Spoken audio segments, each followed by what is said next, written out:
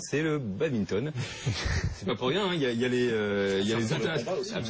internationaux de France sponsorisés par Yonex. Ça se déroulera entre le 20 et le 25 octobre. On rigole comme ça a l'air d'un sport de plage, le badminton. Pas du tout. Alors pas du tout, non, pas du tout. D'abord c'est un sport en plein essor, hein, puisque vous savez qu'en France, en 20 ans, le nombre de licenciés a été multiplié par 4 et que le badminton, qui était derrière le tennis, et le tennis de table est maintenant le deuxième sport de raquette pratiqué en France. Donc c'est un véritable sport en plein développement en France, mais aussi c'est surtout un sport phénomène à l'international, le badminton. Parce que tenez-vous bien qu'il y a au monde plus de 100 millions de licenciés. C'est le troisième sport pratiqué aujourd'hui sur la planète. Alors il y a des zones à badminton, hein, bien sûr. C'est l'Asie. Bien sûr.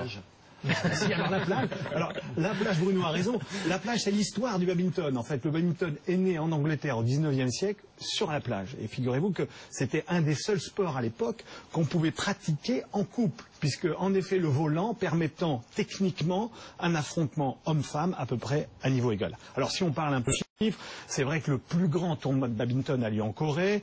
Il pèse à peu près, alors c'est un tournoi avec une dotation à 1,3 million d'euros, ouais. Donc c'est pas mal. Alors, le vainqueur touche lui 100 000 euros. On est un peu loin des 1,8 million de Stan Wawrinka, mais le premier revenu de joueur au niveau du badminton, alors je vais vous citer son, attention, c'est par cœur. Oui, non, ça c'est un peu compliqué. C'est le Malaisien Li Changwei, pardon, excusez-moi, qui lui a atteint quand même une rémunération de 35 millions de dollars. C'est-à-dire, c'est quand même équivalent à de foot.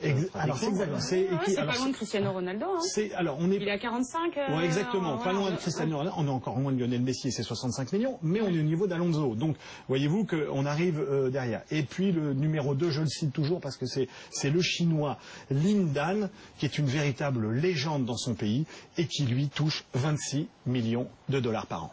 Alors Laurent Tollier, vous disiez, quand vous entendiez parler de badminton, vous disiez ça aussi, c'est un sport de combat, c'est un sport beaucoup moins médiatique. GMF, donc on le rappelle, vous êtes sur le rugby, mais vous pourriez comme ça, pourquoi pas, envisager des sports beaucoup moins médiatiques? Nous sommes assureurs, par exemple, de la Fédération française de tennis. Mais nous ne sommes pas partenaires en ce sens que nous ne communiquons pas et nous ne sponsorisons pas ce sport. Hein. Absolument, c'est une fédération que nous assurons. Donc nous pouvons tout à fait être sur d'autres sports en tant qu'assureurs. Maintenant, en tant que sponsor, je crois que nous allons nous concentrer, et nous nous concentrons depuis 30 ans sur le rugby, parce que véritablement c'est les valeurs de ce sport, c'est la convivialité de ce sport sur lequel nous souhaitons être, et nous ne souhaitons pas mélanger finalement dans le public avec d'autres notions qui ne seraient peut-être pas comprises. Valérie, avant les trois questions traditionnelles. On risque de toute façon, en rouvrant sur d'autres disciplines, de perturber tout simplement le message. C'est tout l'intérêt aujourd'hui de choisir un terrain, c'est qu'on soit clairement identifié là-dessus.